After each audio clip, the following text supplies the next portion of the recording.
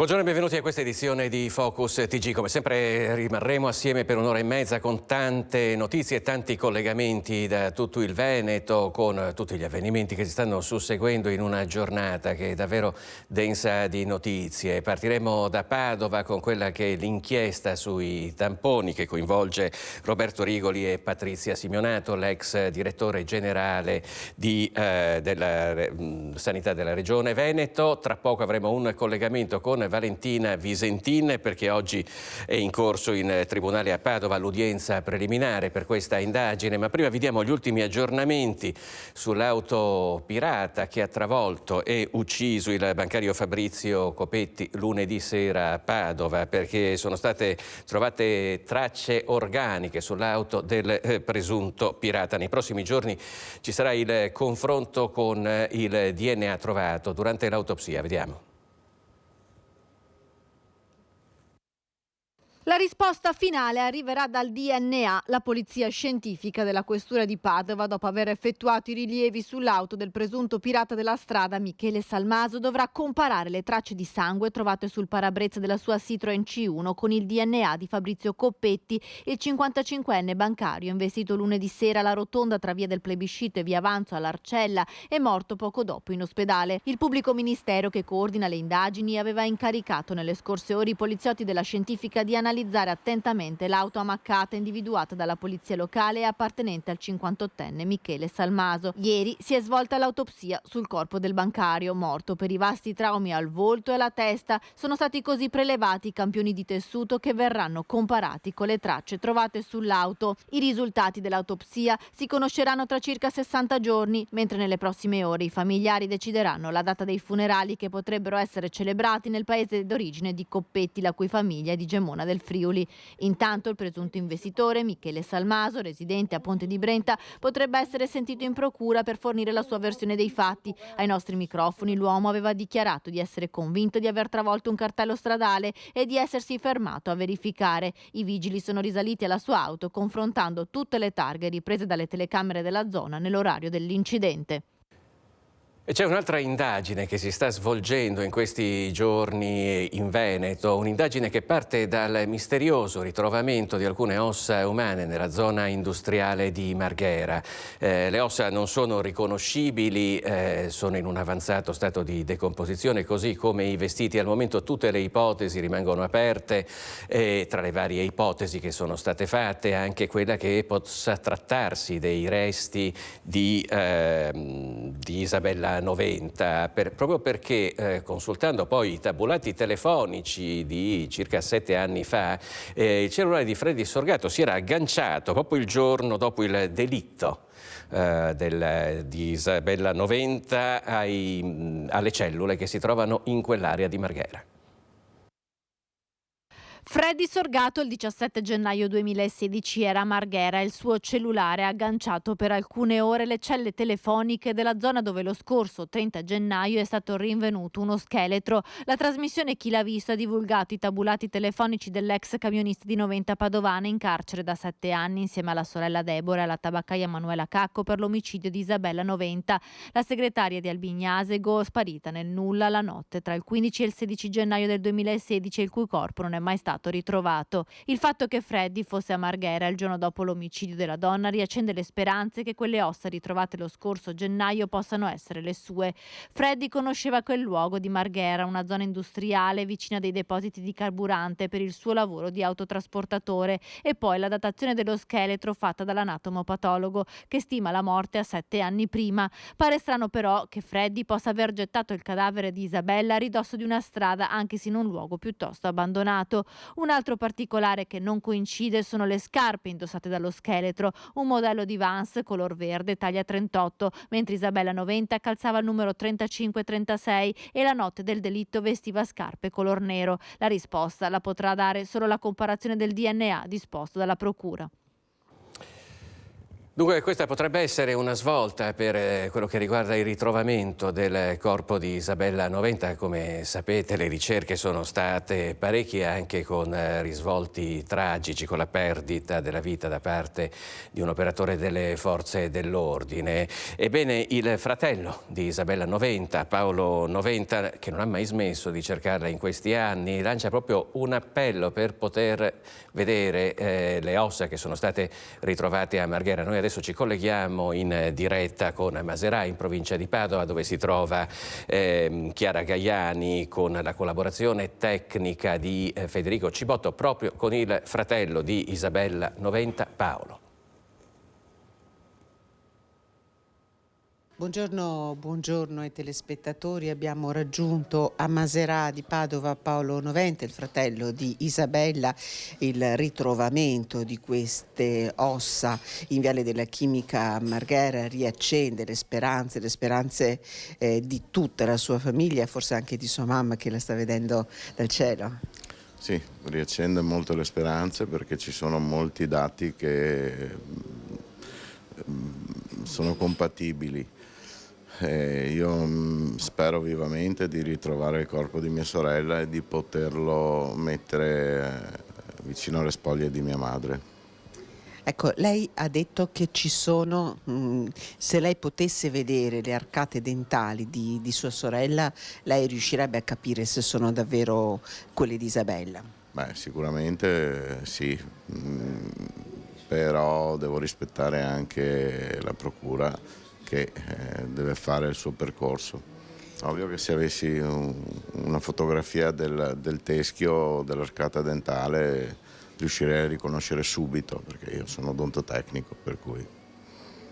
Ecco, che cosa le ha fatto davvero riaccendere le speranze? All'inizio si era detto scarpe con un numero diverso rispetto a quello di sua sorella, però in realtà quella insomma è una zona dove tanti gettano dei rifiuti. Che cosa le fa così riaccendere la speranza, Paolo?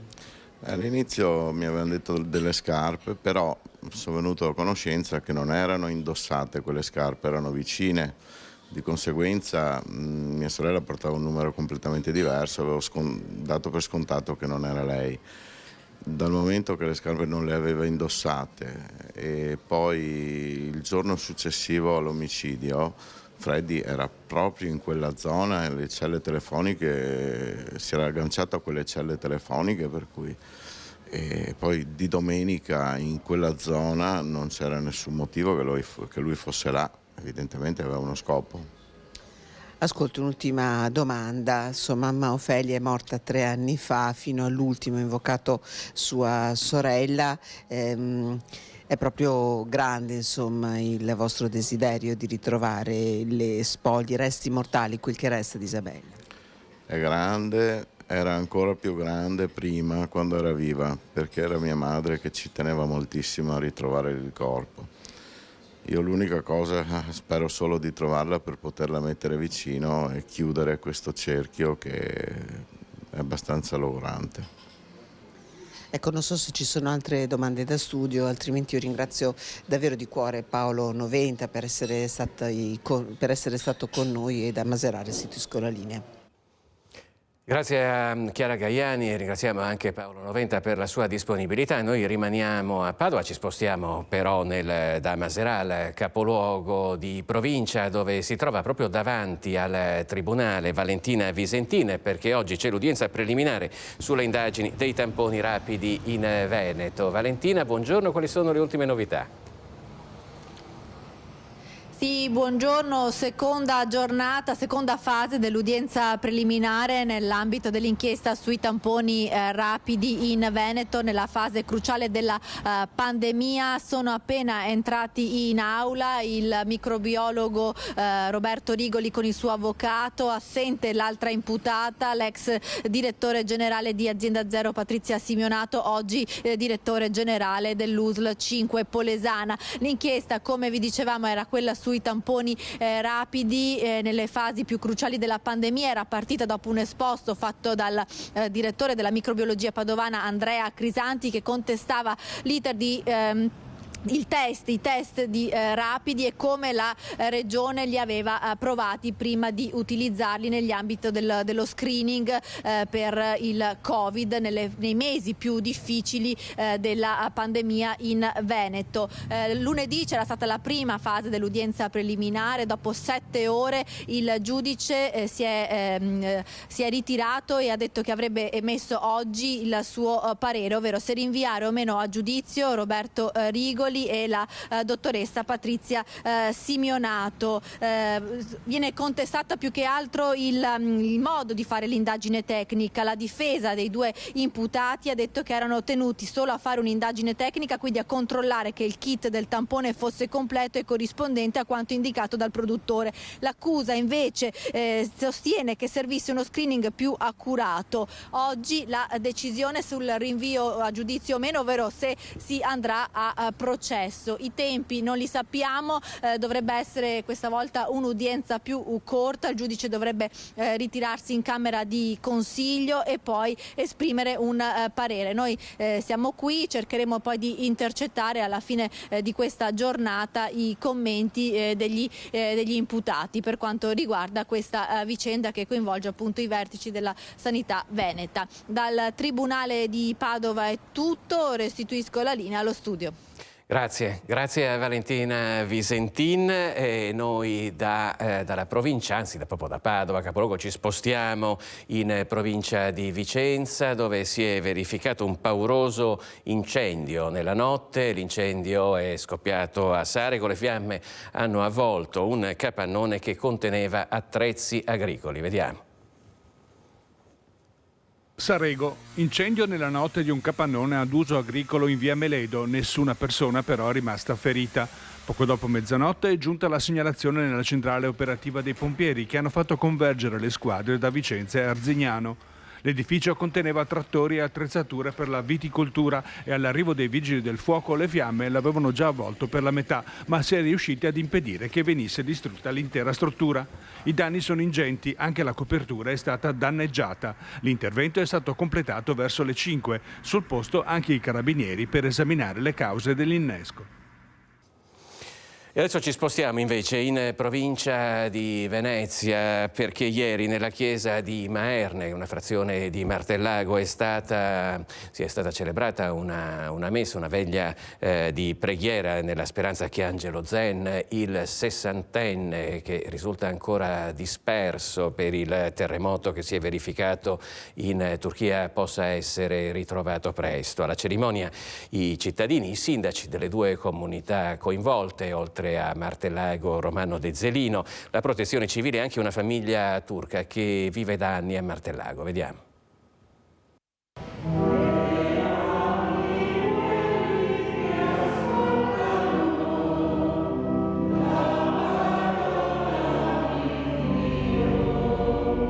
Lei conosce la famiglia di Angelo? Ci ha avuto proprio a che fare direttamente? In che modo? Sì, io ho conosciuto Patrizia durante il periodo del terremoto in Emilia, che con la sua generosità ha fornito indumenti e sussidi per i nostri concittadini e i nostri compaesani giù emiliani. Una persona veramente squisita e di cui non c'è niente di cui... Cosa si sente di dire a Patrizia che magari ci ascolta? Dico a Patrizia, non perdere la speranza, siamo uniti a te con il pensiero, cerchiamo di sostenerti in questa serata con la preghiera e spero che sicuramente i colleghi che abbiamo lì nel territorio svolgano al meglio le attività di ricerca, ci riportino tuo marito qui insieme a noi quanto prima. È un momento in cui ci raccogliamo insieme per condividere tanti sentimenti, tante preoccupazioni, ma per condividere anche la fede, la fiducia, la speranza. L'importanza della comunità si è vista oggi presenti, la protezione civile che sappiamo stanno operando in Turchia e in Siria veramente in molti, e avere la famiglia turca non me l'aspettavo, è un amico, l'abbiamo conosciuto in questi anni del mio mandato e mi ha fatto piacere che ha sentito il bisogno di condividere con noi questo momento. Ma noi abbiamo fiducia nel Signore, ma abbiamo fiducia anche nella bontà, nella generosità di ogni uomo e di ogni donna di questo mondo, e nessuno rimane insensibile, e tutti, per quello che possiamo, diamo la nostra presenza e il nostro contributo. Siamo qua per pregare per tutta la gente, tutto il mondo. I vostri concittadini, ma anche il povero Angelo. Tutti, per noi non c'è differenza di una persona, di un'altra, tutti uguali, siamo tutti uguali. Cosa si sente di dire anche alla famiglia di Angelo che sta aspettando di ricevere buone notizie? Tenere duro e speranza che trovano presto, che non è di là in casa, magari era fuori, non è quell'albergo là, ma albergo ho saputo che è andato giù anche albergo. E spero che è fuori, perché caos c'è, i telefoni non tanto funzionano, non tanto non funzionano. Però magari fuori, magari sta aiutando la gente e spero che si trova.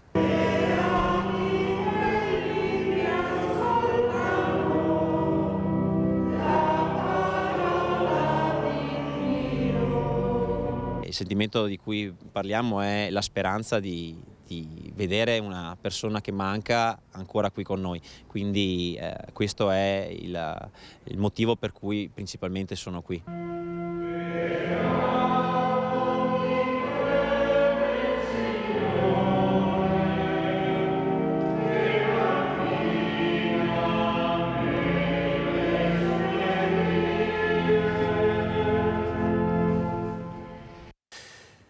Questa è la veglia di preghiera che c'è stata ieri sera a Maerne per il nostro corregionale ancora disperso in Turchia, e il violento sisma che ha colpito la Turchia apre inevitabilmente una riflessione anche sulla situazione sismica del Veneto. Noi ne abbiamo parlato con il professor Giulio Di Toro, geologo dell'Università di Padova. Sentiamo. Il terremoto che ha colpito la Turchia e la Siria ha raggiunto una magnitudo di 7,9, un evento catastrofico in un'area che insiste tra due faglie importanti. È una sequenza sismica di dimensioni colossali. Direi che ha una bassa probabilità di accadere di queste dimensioni.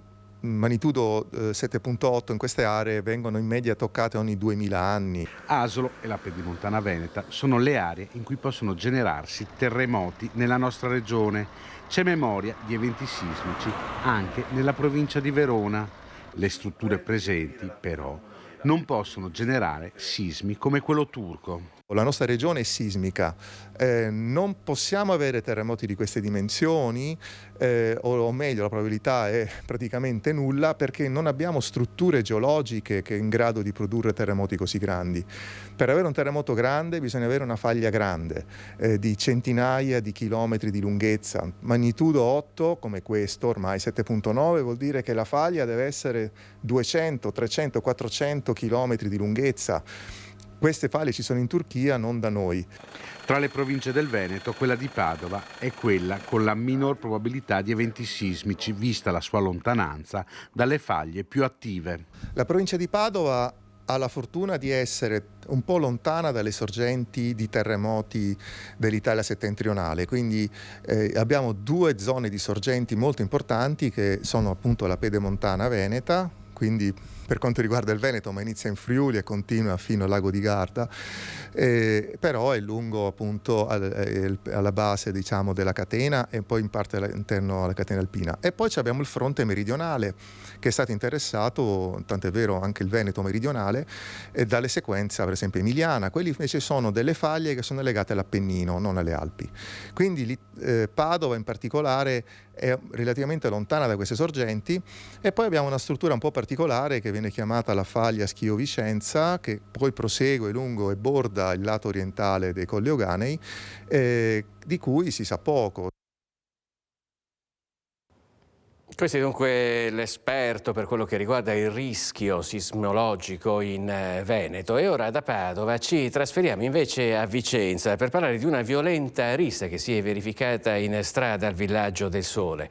Bene, la polizia ha individuato e denunciato 6 persone che sono accusate di far parte dei 2 gruppi che si sono lanciati spranghe in pieno giorno. Vediamo il servizio della nostra redazione di Vicenza.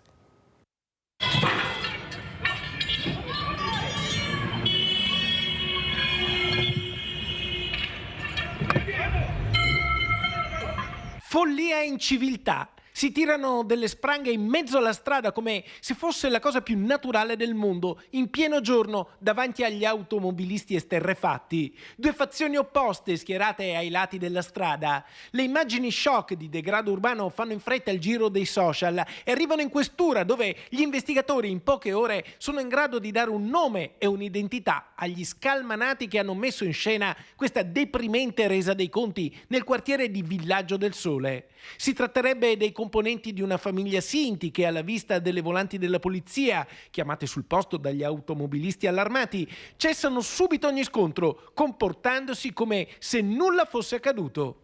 Sono 2 gruppi di persone appartenenti allo stesso ceppo familiare che per futili motivi hanno dato possiamo dire, una grande dimostrazione di inciviltà e di mancato rispetto della legge e di rispetto della sicurezza dei cittadini e degli automobilisti.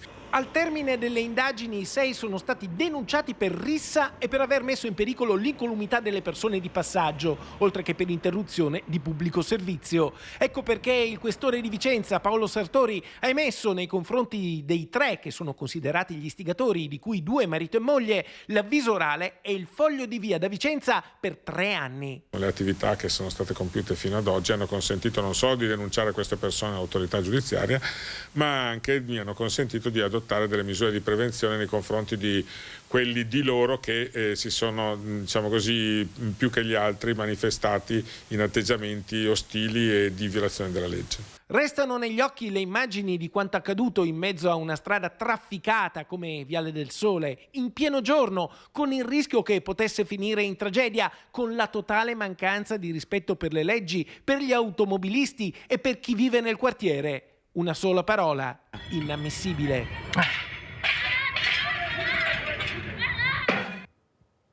Voltiamo pagina, oggi è il 10 febbraio, come ogni anno si celebra in tutta Italia il giorno del ricordo per appunto ricordare i massacri delle foibe e dell'esodo giuliano-dalmata. Noi siamo in collegamento con Mestre, dove si trova assieme a 2 ospiti, vedo Ilaria Marchiori. A te la linea, Ilaria. Sì, buongiorno Filippo, buongiorno ai nostri telespettatori. Ci troviamo proprio qui a Mestre, al Parco Albanese. Alle mie spalle vedete proprio l'ingresso del Teatro Parco e vi diremo perché ci troviamo qui, visto che la cerimonia ufficiale non è iniziata qui, ma è iniziata come ogni anno a Marghera. Allora, innanzitutto qui vedete insieme a me ci sono 2 ospiti. Parliamo prima con Alessandro Cook, che è il presidente del Comitato di Venezia dell'Associazione Nazionale Giulia e Dalmazia. La cerimonia Cook questa mattina a Marghera. Sì, la cerimonia è particolarmente importante e significativa perché quest'anno è stato il 20ennale, cioè la Piazzale Martiri delle Foibe a Marghera è stata intitolata nel 2003, quindi ancora prima dell'istituzione del Giorno del Ricordo. Questo la dice lunga anche sull'attività di collaborazione col Comune di Venezia, che è sempre stato attento e sensibile a questa tematica. Abbiamo fatto una cerimonia molto bella, anche perché è molto partecipata, dove anche le scuole, anche l'Istituto Comprensivo Grimani ha collaborato con alcuni bambini che sono venuti a cantare delle canzoni e anche a recitare delle poesie. Questo significa proprio il coinvolgimento anche del mondo della scuola, che per noi è estremamente importante, oltre a quello delle istituzioni, delle associazioni d'Arma, quindi è un po' una realtà composita che si sviluppa sempre meglio, sempre di più.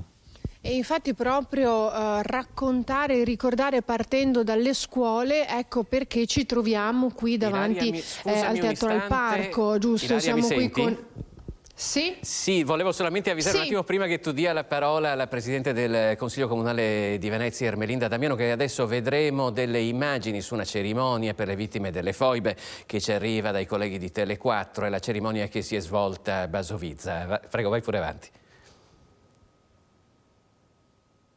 Sì, proseguiamo con appunto il collegamento come hai anticipato. Siamo appunto qui anche con la Presidente del Consiglio Comunale Ermelinda Damiano. Dicevamo l'importanza del coinvolgimento delle scuole, perché ricordare sì, ma anche raccontare e farlo attraverso le scuole che sono le generazioni future. Assolutamente, anzi è uno degli obiettivi che in questi anni ci siamo dati, quello di parlare e coinvolgere il più possibile le scuole cittadine. Oggi al Teatro del Parco c'è stato uno spettacolo proprio dedicato agli istituti scolastici del territorio, era presente l'Istituto Gripti di Mestre, dopodiché questa sera ci sarà una replica di questo spettacolo rivolto alla cittadinanza. Uno spettacolo molto, molto forte che sicuramente ha dato un excursus storico molto preciso di quello che è la tragedia delle foibe e in qualche modo ha raccontato anche delle parti che poco conosciute, anche se vogliamo, e mi ha colpito molto quando si è parlato proprio della violenza contro le donne torturate, violentate e poi uccise. Si è parlato ovviamente di quello che è il simbolo di tutte le donne che sono state vittime delle foibe, Norma Cossetto.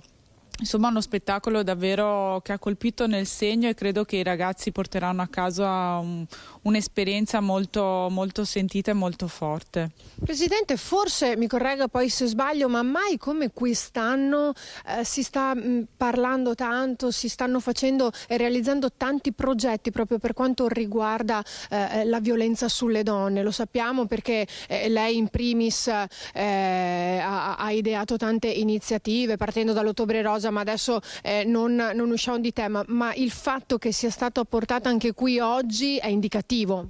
Assolutamente, la violenza contro le donne è una piaga ancora oggi purtroppo sociale e che cerchiamo di contrastare anche attraverso tante iniziative di sensibilizzazione. Non possiamo non ricordare che la guerra purtroppo ha colpito anche, direi soprattutto, le donne e con degli orrori indescrivibili e purtroppo anche la tragedia delle foibe ha qualcosa da raccontarci in questo senso. Raccontare e ricordare è fondamentale ed è fondamentale farlo per chi arriverà, per i nostri figli, per le nuove generazioni, Cook, perché sono pagine tristi, pagine di storia che non vanno dimenticate. Certamente una delle priorità della nostra associazione è proprio lavorare col mondo della scuola e lo stiamo facendo sempre di più, sempre meglio, grazie anche all'apporto dell'Ufficio Scolastico Regionale, del Ministero, della Regione Veneto, del Comune di Venezia. E abbiamo fatto anche dei seminari di aggiornamento per insegnanti e nel programma numeroso di quest'anno di 40 appuntamenti che col Comune di Venezia abbiamo sviluppato ci sono molti interventi proprio nelle scuole del territorio e questo è importante perché questa pagina di storia che per decenni è stata dimenticata, è stata strappata dai libri, adesso riparte per la conoscenza, per l'approfondimento e chi meglio della scuola può essere il punto di partenza per far conoscere, per ricordare questa pagina.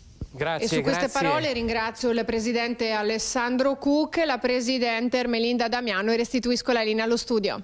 Grazie a te Ilaria Marchiori del collegamento e da Mestre noi invece ci spostiamo a Negrare perché sono ancora in corso da parte dei Vigili del Fuoco le operazioni di spegnimento di un incendio che è divampato ieri pomeriggio intorno alle 15 al salumificio Coati nella zona industriale di Arbizano. Noi siamo in collegamento con il sindaco di Negrare, Roberto Grison. Buongiorno sindaco, quali sono di Negrare di Valpolicella? Buongiorno sindaco, quali sono le ultime novità? Buongiorno a lei, buongiorno a voi. Le ultime novità, il grosso impegno da parte soprattutto dei Vigili del Fuoco per domare l'incendio perché un paio di focolai interni all'immensa struttura stanno creando situazioni di difficoltà, un po' per le temperature che ci sono dentro, un po' per la difficoltà di accesso. Probabilmente si dovranno abbattere anche delle strutture, delle pareti per poter accedere. Attualmente la situazione un po' più delicata è questa, di arrivare allo spegnimento totale, perché stanno uscendo ancora fumi nell'area e nell'aria che danno parecchie, che mettono in difficoltà soprattutto i cittadini, la respirazione, la residenzialità nella zona. Ecco, quali sono i rischi per i cittadini, Sindaco? Appunto, di fronte a un incendio di così vaste proporzioni, quali sono i suggerimenti che ha dato ai suoi compaesani? Allora, attingendo i dati ARPAV e dell'unità sanitaria locale, i dati rientrano, per fortuna, almeno questo, per ora è un abbruciamento, rientrano nei limiti della norma per quanto riguarda il rispetto per la salute. Questo è il dato, diciamo, tra i tanti dati negativi di questi giorni, il dato positivo. Non sono state interessate per ora sostanze tossiche. Noi abbiamo comunque raccomandato ai cittadini la massima attenzione, il fatto di rimanere il più possibile all'interno delle abitazioni, almeno nella zona attorno, in un raggio di circa 1 chilometro. Non fare attività all'esterno, probabilmente arriverà anche un'ordinanza dell'ASL per questo, di divieto di attività esterne, e uso di mascherine qualora ci sia la necessità, di dover frequentare anche l'ambiente esterno. Sindaco, lei prima ha parlato di un'area enorme, è possibile quantificare quanto sia esteso questo salumificio e poi anche quanta gente ci lavori, perché a questo punto si apre anche un problema per il prosieguo dell'attività di questa azienda? Mi dicono dai dati dei tecnici 20-25 metri quadri e purtroppo è un dramma, lei lo stava toccando nella sua anticipazione, nella sua domanda, un dramma da un punto di vista anche sociale per i tanti lavoratori, circa 200-250 lavoratori, quindi 200-250 famiglie che soprattutto in questo momento di difficoltà economica si assomma anche in questi giorni di restare senza attività lavorativa. Sì, le faccio un'ultima domanda perché so che naturalmente ha molto da fare. L'incendio si è sviluppato attorno alle 15, per cui tra poco saranno 24 ore che i vigili del fuoco stanno lavorando sul posto. È pensabile fare una stima di quanto ci vorrà ancora per estinguere le fiamme? Ma in questi momenti lo stanno appunto valutando, si parla ancora di tutta la giornata odierna, probabilmente fino alla notte. Il problema sono questi 2 focolai interni difficili da raggiungere, la valutazione la stanno facendo adesso, le verifiche le stanno facendo adesso anche con i tecnici che conoscano la struttura aziendale. Nelle prossime ore forse sapremo qualcosa di più. Certo, e probabilmente nelle prossime ore inizieremo a sapere qualcosa di più anche su ciò che abbia potuto provocare un incendio così spaventoso, credo. Su questo ci saranno le autorità competenti che dovranno fare queste verifiche, queste valutazioni. Certo, naturalmente continueremo a tenervi aggiornati, mi sto rivolgendo a voi cari telespettatori, su quello che accade a Negrar di Valpolicella. Intanto noi ringraziamo per la sua disponibilità il sindaco Roberto Grison e gli auguriamo buon lavoro. Arrivederci sindaco. Grazie a lei, grazie a voi, buon lavoro anche, buona giornata.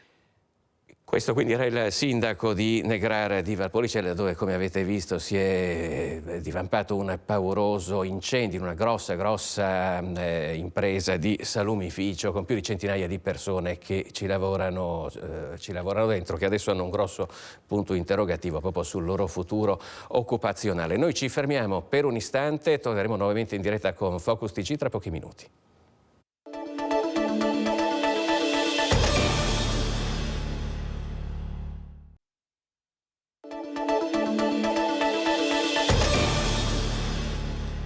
Ovviamente buongiorno, siete in diretta con Focus TG. Noi diamo subito la linea ad Anna De Roberto che si trova in collegamento da Treviso per parlare della morte, la scomparsa di Andrea Soligo, un giovane operaio di 25 anni che aveva perso la vita in un incidente sul lavoro. Per gli ultimi sviluppi dell'inchiesta, a te la linea Anna De Roberto.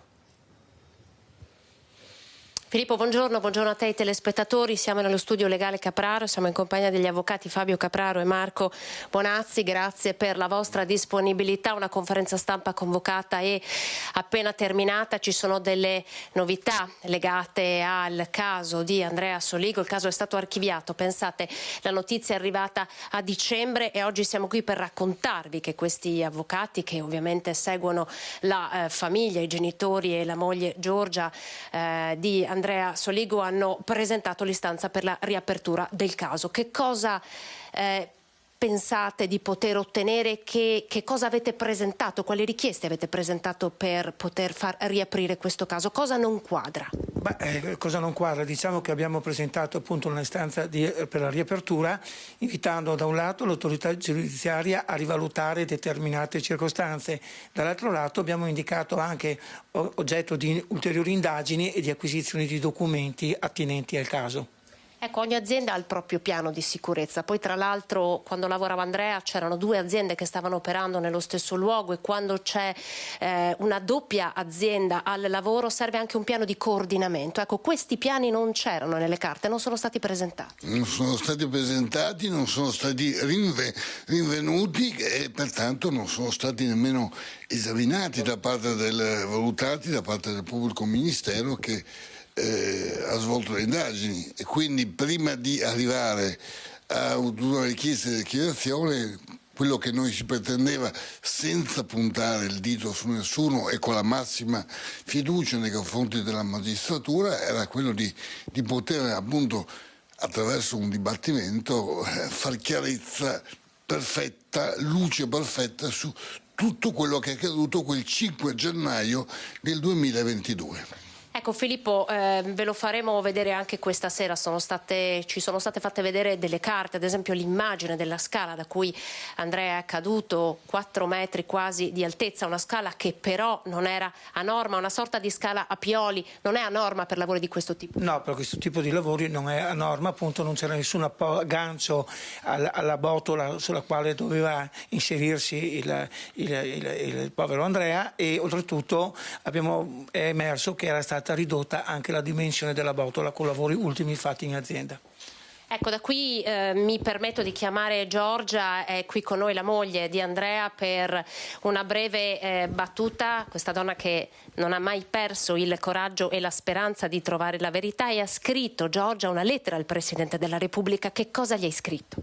Io gli ho chiesto che venga fatta luce su questa archiviazione che è arrivata come un secondo colpo, il primo quando è morto mio marito e il secondo quando non gli viene concessa giustizia. E io chiedo solo che venga fatta la verità, basta, non chiedo nient'altro, perché ad oggi ci sono molti punti che sono dubbi e Andrea questo non lo merita.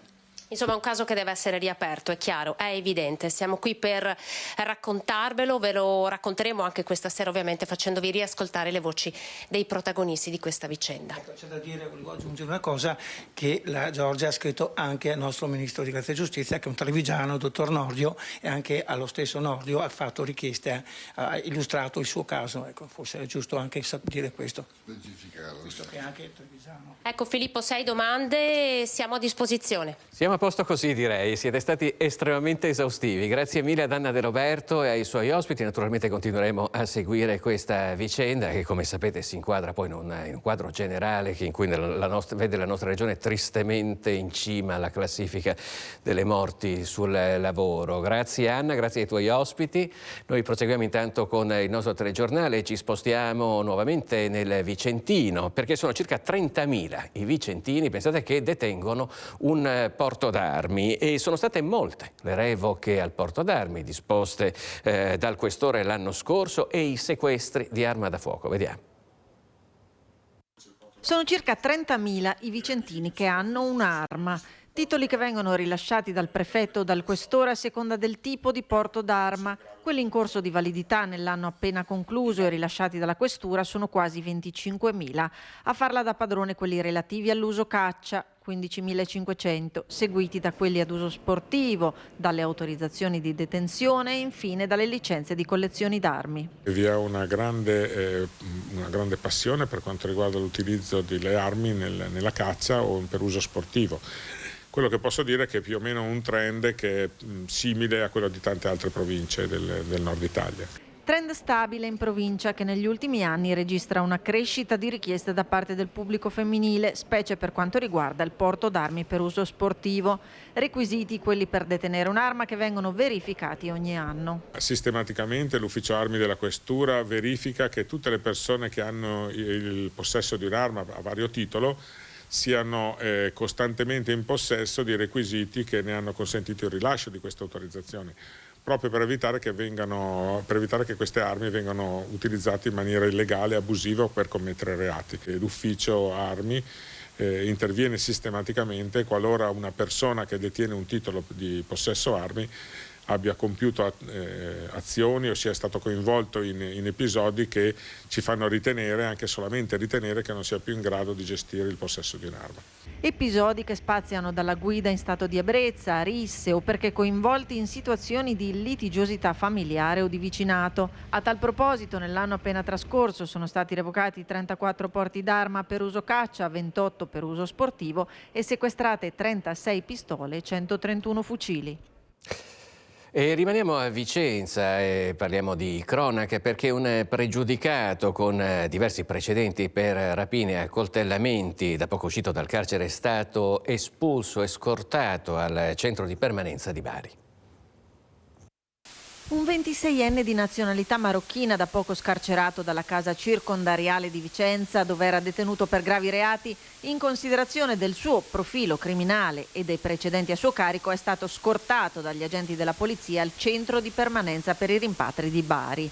L'uomo era già stato destinatario della misura dell'avviso orale emesso dal questore, noto alle forze dell'ordine per essere stato più volte denunciato e arrestato. A Pederoba aveva provocato gravi lesioni a un connazionale colpendolo con un coltello e con calci e pugni, poi arrestato perché assieme ad un complice, entrambi travisati, avevano costretto con violenze e minacce il conducente di un'auto a consegnare il denaro e il cellulare, e nel 2016 era stato arrestato a Modena per aver messo a segno una rapina in un supermercato.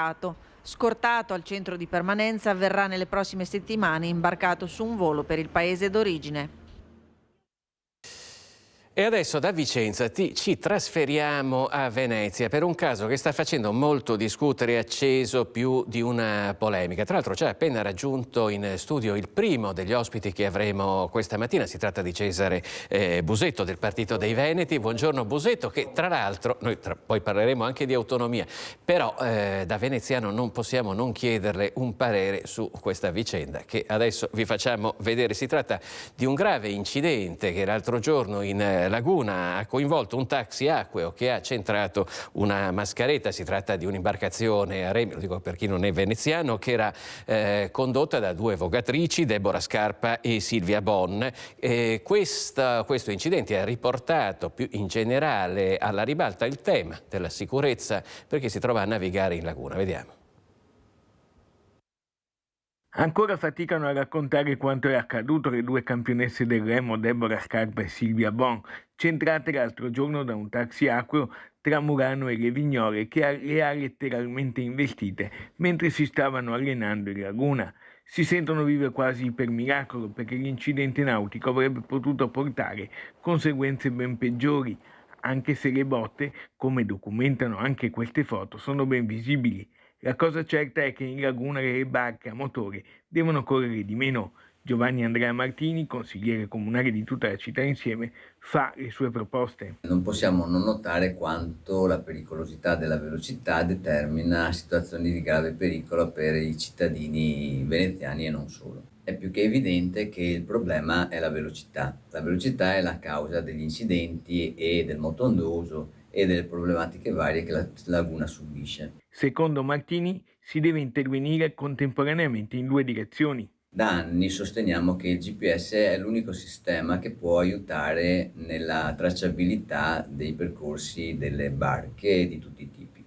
Quindi l'obbligatorietà del GPS è una via da seguire, e la seconda è quella di educare ragazzi e adulti a una adeguata fruizione della laguna con i tempi che la laguna richiede e con i modi che la laguna pretende.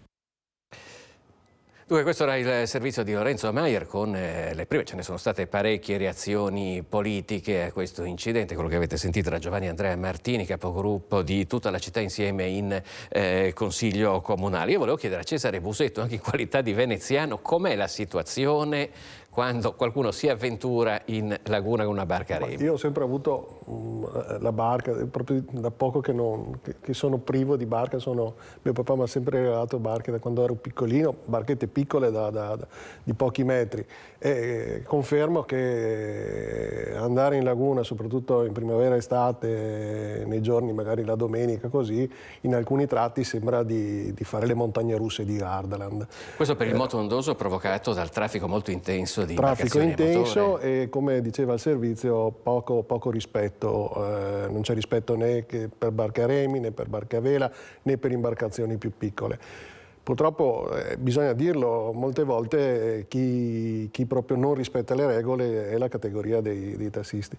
Io sono personalmente favorevolissimo all'utilizzo del GPS, con delle sospensioni poi... Vogliamo spiegare bene per chi non lo sapesse che cos'è il GPS, come funziona e come potrebbe dare un freno a questo fenomeno? È un semplice sistema di tracciamento, come la macchina o come i meccanismi che adesso si possono installare nelle automobili in collegamento con le assicurazioni. Traccia praticamente il percorso e la velocità, quindi nel momento in cui c'è una verifica in automatico viene quando c'è un superamento di determinati valori, in automatico scatta l'infrazione o eventualmente un controllo. Pensiamo anche ai camion, gli stessi camion che hanno il disco che registra quando ci sono le velocità superiori. Quindi è una tecnica, ormai oggi la tecnologia permette di fare queste cose. Sono state però forti resistenze all'introduzione del GPS, tant'è vero che ancora non è stato perché purtroppo anche questo bisogna riconoscerlo, esistono delle caste, molto potenti nella città di Venezia, e fino ad oggi si è sempre procrastinata questa iniziativa qui. Io sinceramente poi non ci vedo nulla di strano, nel senso, se il percorso da San Marco all'aeroporto mediamente ci si impiega 10 minuti, ci vorranno 20 minuti e pagherà il turista, pagherà una tariffa doppia e lavoreranno di più tutti quanti. Io veramente, basta guardare, andate a Venezia e vedete come certe categorie utilizzano veramente la laguna.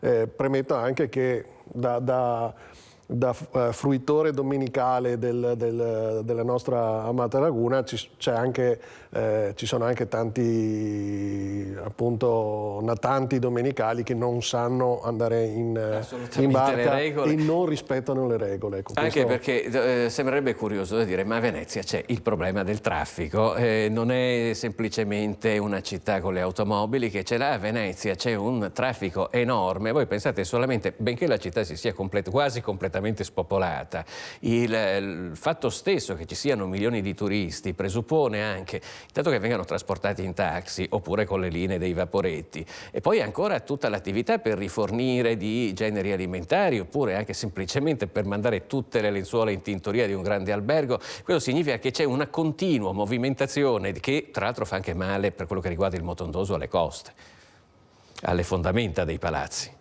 Sì, è un sistema che anche in passato si è cercato di capire o arginare o trovando nuove soluzioni. Purtroppo quando si vanno a toccare degli status quo che ormai sono consolidati nel tempo, sono sempre delle soluzioni, non sono mai delle soluzioni indolore, però bisogna, se si ricorda quando c'è stata la pandemia che non circolavano motoscafi, non circolava nulla, tantissime persone erano innamorate di queste scene alla Canaletta, sembravano dei dipinti del Canaletto, quindi il Canal Grande, tutta la laguna immobile. Addirittura una volta si erano visti dei cavallucci marini in un canale, per cui era stato veramente qualcosa di incredibile. La città deve vivere, quindi non sono per una soluzione del genere, però si deve comprendere che è un equilibrio molto fragile e dovrebbero essere proprio le stesse categorie economiche a riconoscere questa fragilità e a tutelarla. Allora, adesso entriamo nel vivo anche per quello che riguarda l'autonomia, perché le piccole e medie imprese stanno continuando a lanciare appelli proprio perché si faccia il prima possibile. Confapi Padova stima che quanto si sia perso negli anni con i continui rinvii di questo provvedimento. Sentiamo quanto. L'autonomia non può più subire ritardi dopo lo storico passaggio del disegno di legge la scorsa settimana in Consiglio dei Ministri. Il centro studio di Confapi Padova ha fatto i conti di quanto costi ogni giorno di più il mancato federalismo nel territorio. Fabbrica Padova, il centro studi delle piccole e medie imprese, stima per ogni veneto 3.829 euro pro capite. Con l'autonomia lo Stato sarà più vicino alle imprese. Per il presidente di Confapi Padova, Carlo Valerio, non è la secessione dei ricchi ma un'opportunità per le regioni. Capire qual è la cultura e il livello dello sviluppo, quali sono le prospettive, le opportunità per i diversi territori e descrivere un modo di organizzarli anche politicamente e quindi di rappresentanza, di organizzazione di tutte le strutture che siano mirati sui territori. Fabbrica Padova ha preso in esame anche il dato che meglio testimonia l'urgenza della riforma, quello relativo al residuo fiscale, arrivando a stimare come il mancato federalismo costi al territorio padovano 3 miliardi e 600 milioni di euro l'anno, circa il 12% del PIL provinciale. Il tema non riguarda solo il Veneto, le altre regioni che maggiormente contribuiscono alla redistribuzione territoriale sono Lombardia, Emilia-Romagna, la provincia di Bolzano, Lazio e Piemonte. Ecco perché convince l'autonomia differenziata. Ci convince, certo, sì, perché bisognerà vedere come poi si riuscirà a declinarla naturalmente e bisognerà evitare la tentazione di fare fughe in avanti, diciamo così. Dovrà essere un qualche cosa di misurato, di equilibrato, perché se andassimo a chiedere troppo, il rischio sarebbe quello di ottenere meno di ciò che si potrebbe invece concordare. Allora, avete sentito questa stima di Confapi? Il mancato provvedimento dell'autonomia differenziata, i ritardi nell'approvazione di questo provvedimento costano il 12% del PIL, che mi sembra veramente tantissimo. Busetto, veramente si potrebbe dire che in questo caso poi l'arrivo dell'autonomia risolverebbe anche tutti i nostri problemi con queste cifre. Il dato sicuramente è importante, il 12% del PIL, prendiamolo per buono.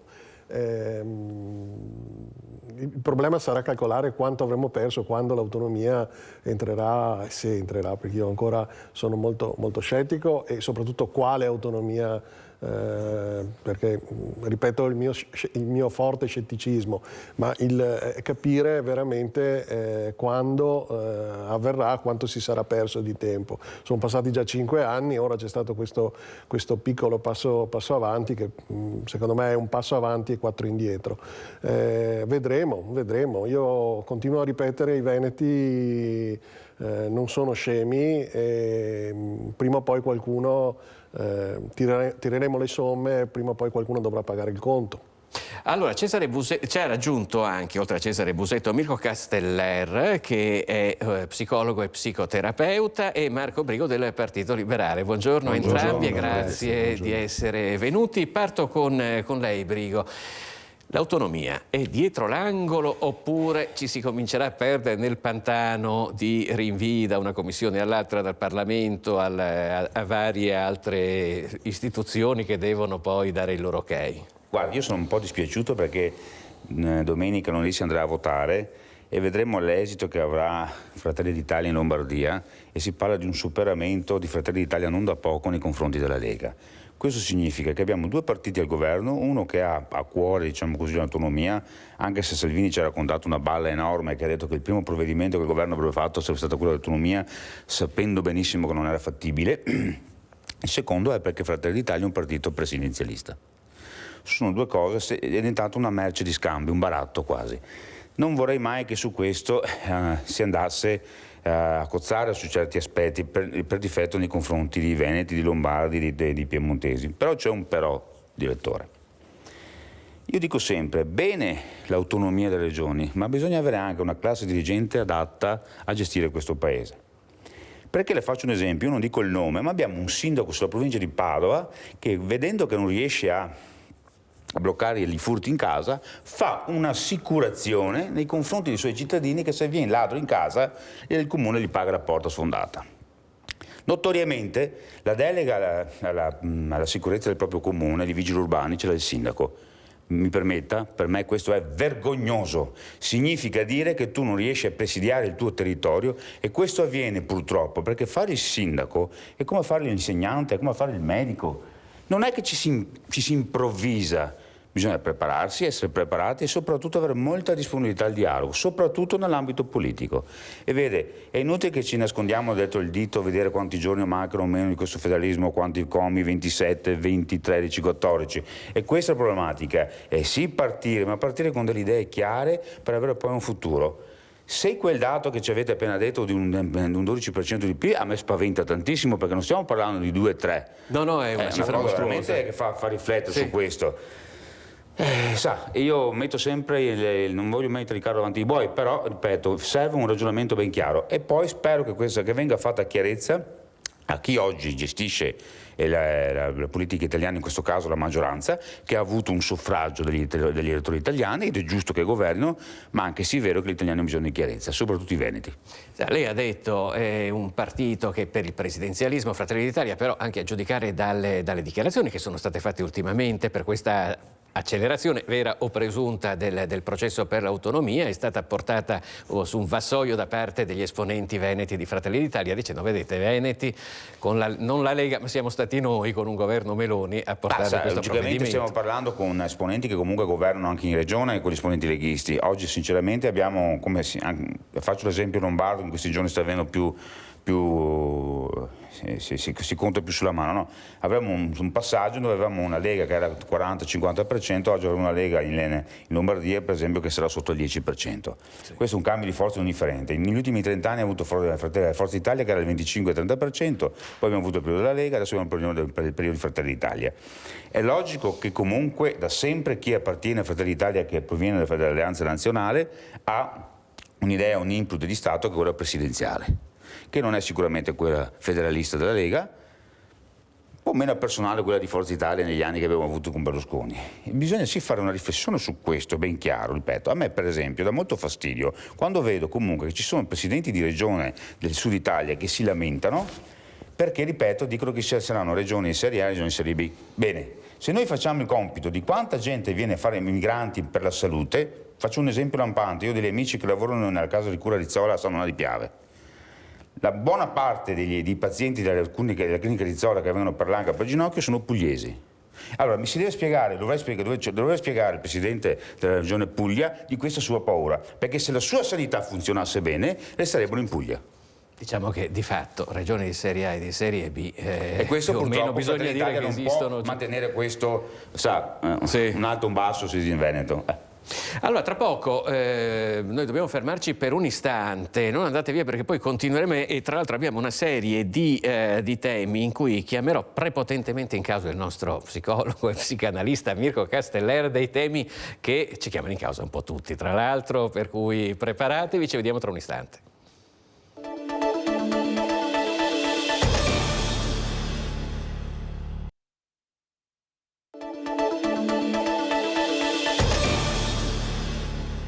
Rieccoci in diretta con Focus TG. Prima di affrontare il prossimo tema, durante la pausa pubblicitaria, Mirko Casteller, che è psicologo e psicoterapeuta, ci stava dando delle cifre molto molto interessanti per quello che riguarda la sanità in Veneto, come è cambiata la spesa della sanità pubblica nell'ultimo paio di anni, proprio dal punto di vista della psicoterapia.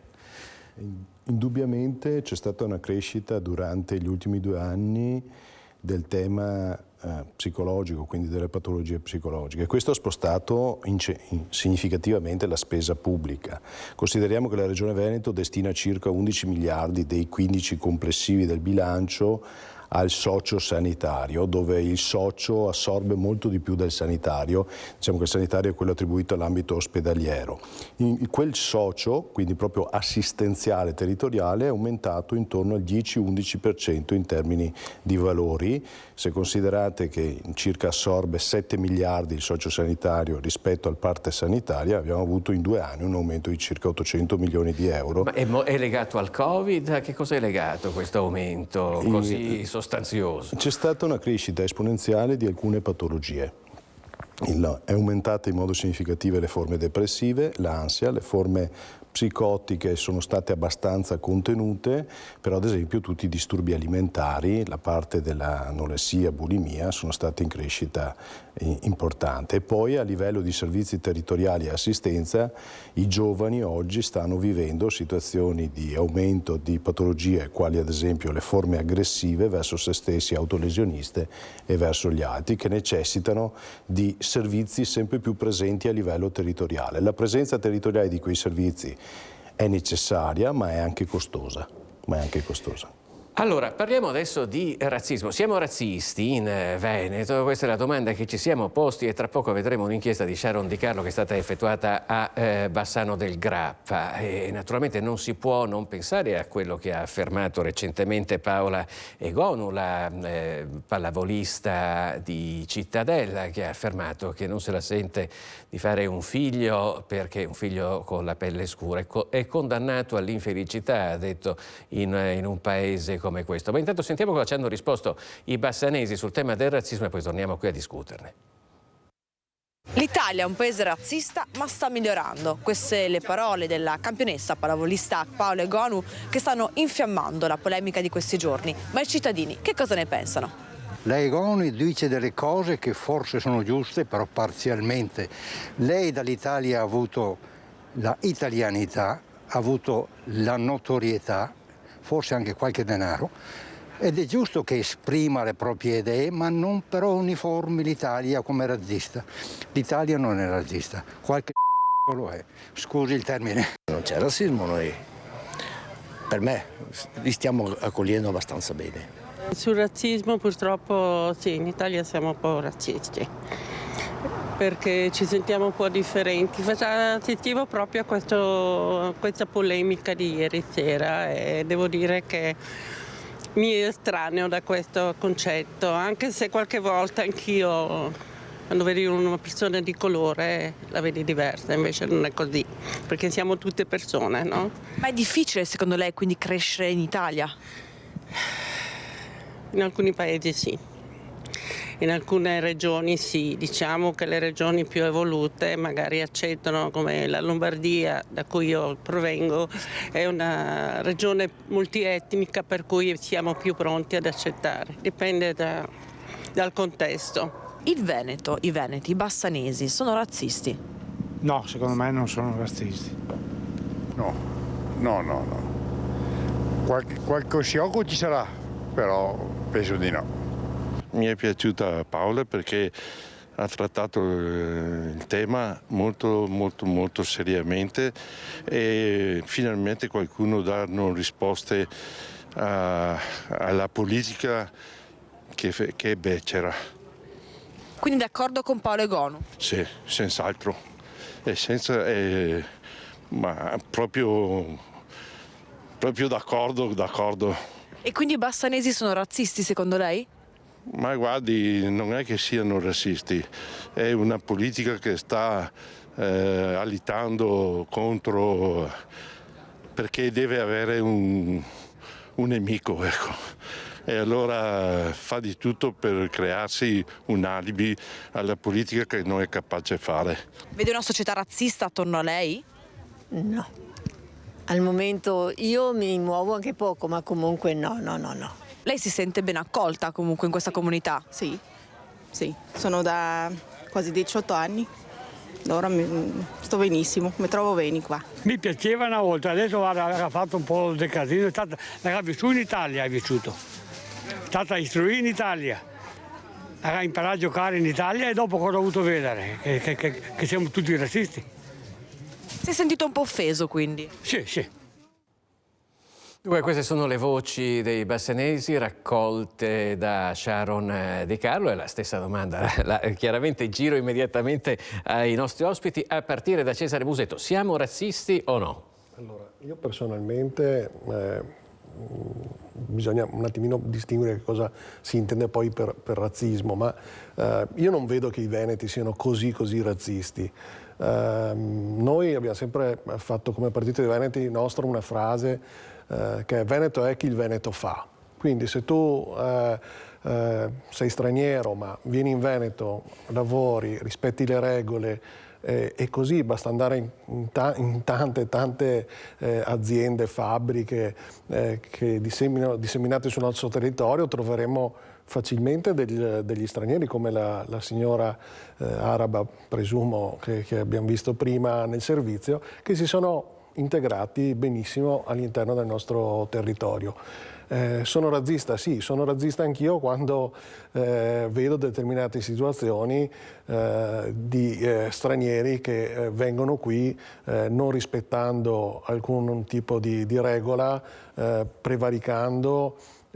In quei casi lì voglio vedere anche chi non si sente in diritto di difendersi da determinati soprusi, ma in larga parte non è razzismo in questo caso, perché razzismo vuol dire farti tutto erba un fascio, diciamo, generalizzare. Innesca, diciamo, un discorso razzista. Però ho sentito cosa diceva uno degli intervistati, è un alibi per alcuni partiti creare un nemico comune, certo, al quale attribuire tutte le colpe delle cose che non vanno bene. Ma certo, ma vi ricordate una volta quando cominciarono i primi sbarchi dall'Albania, era normale dire gli albanesi sono quelle persone che vanno nelle case a rubare. Oggi quante aziende ci sono di edili, per esempio, di bravissime persone albanesi, e magari uno non vede più l'albanese come la persona atta. Abbiamo un direttore sanitario che si produce un sacco di miliardi e non era albanese. Il direttore sanitario, Vetese Veneto, e non era albanese. E non era albanese.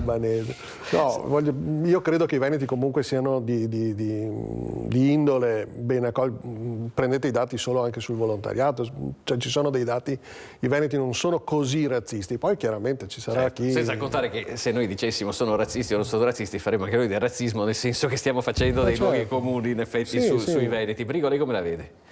Beh, guardi, qui abbiamo un professionista sicuramente, lui ci dirà poi quello che dopo lui ci darà la sentenza. La parte finale. Io approvo quello due fatti, guardi, personali. La prima, sposo quello che ha detto la signora, che ha detto siamo di nostro, quello che è diverso, siamo diffidenti, forse anche normale su certi aspetti, no? Le faccio un esempio, che sono di Abano Terme. Nel 1983 l'hotel Orologio assunse 2 o 3 ragazzi di colore, quelli che aprivano le porte a ruota, che non erano automatiche, e noi ragazzini siamo stati lì per 3 ore a guardarli. Sì. Boh, posso definirmi razzista? No, ma era qualcosa di diverso, non si vedeva, era una novità. Quando io ricordo benissimo che a casa nostra avevamo campagna, c'erano i ragazzi marocchini, che i primi marocchini ci davano la mano alla vendemmia, era una novità. Oggi ci sono realtà, soprattutto nel settore turistico, parlo per il mio Abano Terme che provengono da là, il portafango, lei non troverà nessuno che parla dietro Veneto. Cioè, chiaro, sono quei lavori in manovalanza che facevamo noi quando andavamo in Svizzera, in Germania e in Belgio. La difficoltà qual è? Che passa logicamente il malfattore che fa lo spaccino, che spaccia la stazione, e magari il mio vecchio titolare, sa cosa mi diceva? Signor Brigo, se lei va da Queen e un commesso di Queen è maleducato, lei non dice che da Queen c'è un commesso maleducato, che da Queen è tutti quanti cafoni. Ma non è così. Logico che poi sta, e mi riferisco a quello che ha detto l'altra persona, che tanti partiti cercano il nemico, cioè perché qua non si hanno appellativi quando appoggiarsi su questo. È logico che però, allora torniamo sempre alla base iniziale, questa è mia idea. È inutile che noi, quando si parla soprattutto di certi partiti che vedono comunque come quelli che sbarcano con il barcone è il nemico numero 1, È logico che chi parte dalla Tunisia o dalla Libia non va sicuramente a comprare la barchetta sulla Sirenetta in Danimarca, ma viene qua. Perché allora facciamo di questo, non dico business perché è una parola brutta, ma essendo noi questa lingua di terra sul Mediterraneo, facciamo sì, avendo una storia noi di migranti, perché non dimentichiamoci che l'Italia ha fatto grandissime cose al mondo, ma ha esportato anche la mafia. Certo. Ecco, quindi non è che proprio siamo tutti dei santi. Allora, possiamo dire che gli italiani all'estero sono tutti mafiosi? No. Allora, su questo bisogna farci un lavoro. E com'è che si fa questo lavoro per non essere più razzisti? Sicuramente partendo dalla politica, che la politica poi dà un incentivo nelle scuole. Cioè, intanto iniziamo a insegnare educazione civica. Educazione civica, essere civico è anche questo, la solidarietà e la uguaglianza di tutti quanti.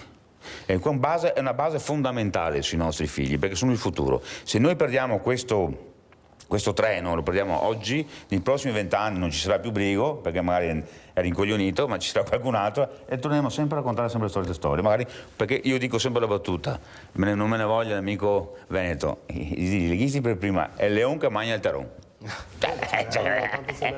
Quindi voglio dire, non è che ci stiamo. Però le cose sono veramente molto cambiate rispetto a quando era stato coniato quello slogan. Questo l'incipit, ragazzi. No, ma io lo dico perché mi ricordo, per esempio, e qua volevo chiedere proprio a Casteller, cioè più o meno come il ricordo di Brigo. Io mi ricordo che andare a Parigi o a Londra per noi italiani era qualcosa di incredibile, perché era la prima volta che vedevamo una società multietnica che da noi non esisteva. E io mi ricordo che a scuola, quando facevo scuola io, c'era un alunno della provincia di Pordenone che veniva canzonato dai compagni di classe che lo chiamavano lo slavo. Ma perché di Pordenone? Cioè era quasi al confine con Treviso, però veniva già vista come una cosa esotica, mentre i giovani che oggi vanno a scuola sono già dentro una società multietnica, per cui probabilmente non ci fanno neanche più caso, per cui è più forse sugli adulti che bisogna lavorare che sulle nuove generazioni.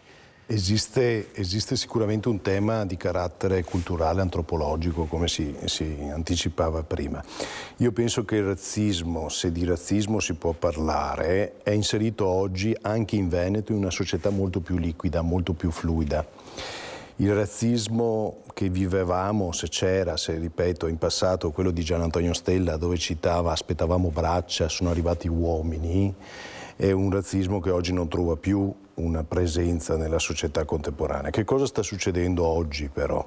Stanno succedendo meccanismi di difesa significativi.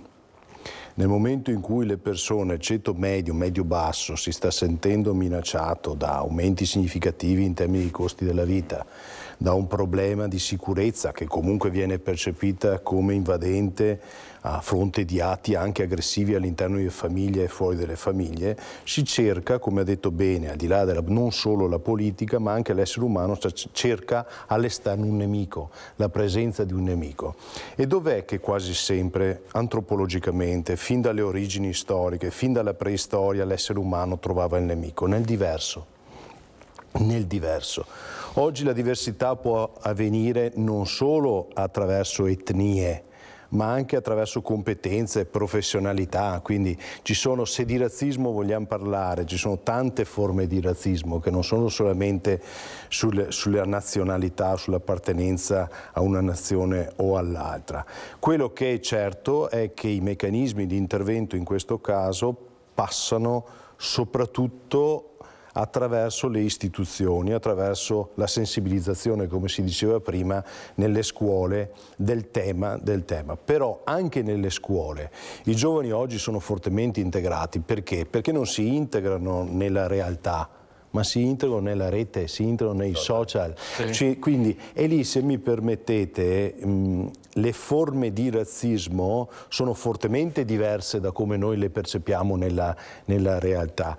Lì probabilmente il diverso è colui che non ha la competenza tecnica e tecnologica per poter interagire con loro. Quindi non proiettiamo in modo così significativo come poteva succedere 10-15 anni fa il tema del razzismo verso la diversità del colore. Oggi il tema di diversità c'è probabilmente per un meccanismo di difesa, ma probabilmente è ancora più significativa in realtà, cioè in quella rete.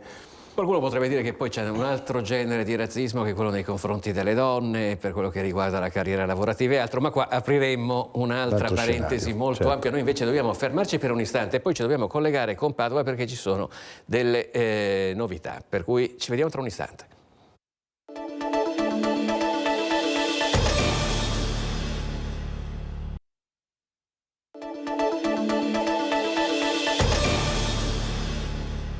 Allora, rientriamo nuovamente in diretta. Tra pochissimo ci collegheremo con Valentina Visentin, che si trova al Tribunale di Padova, dove era in corso l'udienza preliminare sull'indagine per i tamponi rapidi in Veneto, perché dalle ultime notizie entrambi, sia Rigoli che Simeonato, sono stati rinviati a giudizio. Chiaramente è una notizia dell'ultima ora, della quale vi daremo adesso tra pochi istanti tutti gli aggiornamenti in diretta dal Tribunale di Padova. Io torno ai nostri ospiti perché questo chiama un po' in causa anche la sanità della nostra regione, che è stata spesso, a ragione. No, vedo che c'è già Valentina Visentin, forse noi aspettiamo ancora un istante perché dovrebbe essere già pronta. Io attendo un suo cenno per capire se possiamo collegarci, dopodiché naturalmente torneremo. Eccola qui, è pronta? A te la linea, Valentina.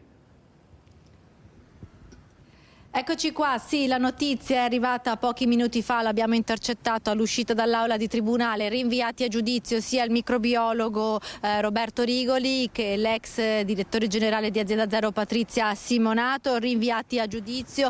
Il processo, come dicevamo prima, nell'ambito dell'inchiesta sui tamponi rapidi, i loro test nella fase più critica della pandemia, poche dichiarazioni all'uscita dell'imputato, era presente solo Roberto Rigoli.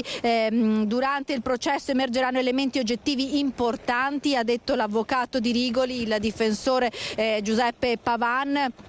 Rigoli ha svolto sempre una regolare verifica documentale, queste sono le dichiarazioni. È un paradosso, non vedo l'ora che inizi il processo perché, come ho chiesto ripetutamente anche nel corso delle indagini, potrò essere ulteriormente ascoltato e raccontare come sono andate le cose. Questo è l'unica pensiero, l'unica affermazione fatta da Roberto Rigoli. Sono state confermate i due capi di accusa per entrambi gli imputati. Il processo, pensate, si svolgerà nel febbraio del 2024, ce lo ha confermato anche l'avvocato Moscatelli, che è l'avvocato invece che difende Patrizia Simonato, all'epoca dei fatti direttore generale di Azienda Zero, che avrebbe appunto acquistato su indicazioni del microbiologo Rigoli tutti i lotti di tampone molecolare, tamponi rapidi della ditta Abbott, per appunto utilizzarli poi nei tracciamenti Covid durante le fasi più acute della pandemia. Dunque tutto il processo si svolgerà a febbraio del 2024. Esattamente una coincidenza, esattamente 4 anni dopo l'inizio della pandemia, perché tutto era scoppiato a Vo il 20 febbraio del 2020 con i primi 2 casi riscontrati all'ospedale di Schiavonia. Dal Tribunale di Padova è tutto, restituisco la linea allo studio. Grazie a Valentina Visentin per questa notizia che abbiamo dato veramente in tempo reale. Io prima di entrare nel merito però non posso non sottolineare questo fatto del febbraio 2024, cioè una persona vive con questo peso, anche perché ricordiamoci che come un avviso di garanzia anche un rinvio a giudizio non vuol dire ancora niente, siamo proprio all'inizio, alle prime fasi di un dibattimento che poi dovrà stabilire tantissime cose, però ne parliamo tra un anno e poi cioè tra un anno cominciamo e poi chissà quando abbiamo finito, Brigo. Guarda, io ho una causa di lavoro che va avanti da 4 anni. Ho cambiato 3 giudici. Il problema è l'ultima volta che ero qui in studio, in questura a Treviso per fare un passaporto 6 mesi. Io ho fatto una battuta, lo fanno col pennino. C'è qualcosa che non va. Bella calligrafia perché abbiamo un'Italia che va a 2 velocità. Allora, se è vero che abbiamo bisogno, torniamo quindi al federalismo e all'autonomia del Veneto, è anche vero che dobbiamo avere tutti gli organigrammi che gestiscono una regione al passo con i tempi. Non è pensabile che una persona rimanga sull'agroarticola per un anno. Questo è vergognoso. Questo non è uno Stato né di diritto né uno Stato democratico. No. Chiaro. Quindi mi spiace, vorrei tanto che tante volte, siccome purtroppo qui bene o male siamo gente che mastica politica e il problema dell'Italia sono i politici che sono tutti quanti ladri, andiamo a vedere cosa prende un parlamentare, cosa prende un consigliere regionale e cosa prende un magistrato su un tribunale anche medio piccolo. Bene? Allora, lei non è che lavora solo il mattino, lei lavora anche il pomeriggio. Allora, se la magistratura deve lavorare, e sì è vero che lo Stato deve dare anche le risorse per lavorare, ma se l'amico che è seduto vicino a me deve fare il professionista, e se fare il professionista bene, se sa che è un paziente che ha bisogno, lo riceve anche alle 5 del pomeriggio o no? Non ci sono dubbi. Ecco, allora, però Brigo, non possiamo nascondere il fatto che siamo pesantemente sotto organico, come siamo sotto organico nella sanità, in cui non ci sono i medici fisicamente, i tribunali. Però non è pensabile che ci possa essere gente che lavora in magistratura e che poi fa l'insegnante e che magari fa anche la libera professione. Questo non va bene. Detto lei come la vede? Sottoscrivo. Devo definirla. Sottoscrivo questo pensiero del collega. Servono delle riforme che non sono certamente la riforma Cartabia che aveva Fontana libera tutti. Esattamente, o se non è così poco ci manca. Servono delle riforme strutturali, ma come in tanti altri settori, dalla sanità alla giustizia. Sul caso del merito invece è un'opinione. Sul caso proprio entrando nel merito del caso per cui c'è stato questo rinvio a giudizio, è ancora presto per esprimere delle opinioni. Ripeto, è aspettare un anno, ma più che aspettare un anno è poi appunto capire quando finirà. Ci sono cause ormai di 7 anni, 8 anni. Faceva l'esempio del passaporto, anch'io di recente ho avuto un'esperienza con una persona che mi ha chiesto se riusciva, ma perché per lavoro aveva la necessità di andare in America servono il passaporto valido di 6 mesi, gli è andato qui a Treviso, gli ha dato appuntamento ancora un mese fa, il 28 di agosto. Fatta la PEC per accelerare dicendo motivo di lavoro urgente, devo andare, ho il passaporto valido ma mi servono i 6 mesi, non hanno nemmeno risposto. Io veramente lo fanno col pennino, il passaporto, quindi... In Italia due Io credo serva una parola molto semplice che è la responsabilità. Perché se Io lei però volevo spezzare anche una lancia a favore della nostra magistratura, prima poi di entrare nel merito anche con nel senso, per esempio, il Tribunale di Venezia ha una mancanza di personale amministrativo che va quasi al 50%, mentre per quello che riguarda i giudici sono il 40%. Addirittura pensate che non esiste neanche, a Venezia chiaramente bisogna trasportare i faldoni col motoscafo, ci sono 2 motoscafi, non c'è chi guida il motoscafo, perché ancora oggi nelle graduatorie del Ministero della Giustizia non è stata prevista una figura di questo genere, che a Venezia esiste da quando esiste Venezia, però anno 2023 ancora non c'è, per cui il motoscafo rimane fermo, affidato alla buona volontà di chi vuole guidarlo. Il secondo tribunale che hanno fatto restaurato vicino al Piazzale Roma, magari fare un tribunale a Mestre che non c'è bisogno del motoscafo unico, cioè... Sì, però nel frattempo, insomma, almeno uno che guida il motoscafo potrebbero trovarlo. Dobbiamo parlare di quelli di San Donato? Allora, Mirko Castellera, lei invece come la vede su questa, proprio entrando anche nel merito di questa vicenda? Un anno di tensione personale da parte di quelle persone che saranno coinvolte nelle indagini, nel processo. Io non entro nel merito degli aspetti tecnici, poi sarà la magistratura a far chiarezza, non è auspicabile a nessuno. Il rinvio in termini attribuendolo alla burocrazia però rischia di, nella banalità dell'uomo comune come il sottoscritto che non fa politica, innesca dei meccanismi di riflessione, perché mi sembra che alle europee noi andremo a votare nel 2024 e quindi ci sono una serie di piacevoli coincidenze che ci rinvieranno a una presenza significativa, sicuramente il processo partirà a febbraio, ci sarà la stampa, ci saranno in un periodo sensibile in termini politici. Sono certo che questo è semplicemente frutto di una pura coincidenza data dalla burocrazia che noi dobbiamo affrontare. Però insomma per chi guarda dall'esterno fa riflettere. La nostra è una sanità, chiedo proprio in conclusione, di cui vantarsi, oppure insomma abbiamo qualche pecca anche noi qua in Veneto? Io ero a Schiavonia quando è partito, ricevei una telefonata, allora me la ricordo benissimo, dove non si sapeva ancora nulla, venga, facciamo un tampone, ma sembra essere una semplice influenza, e poi abbiamo visto quello che è successo. Avevo rapporti professionali in Lombardia, ce li ho avuti anche in altre regioni.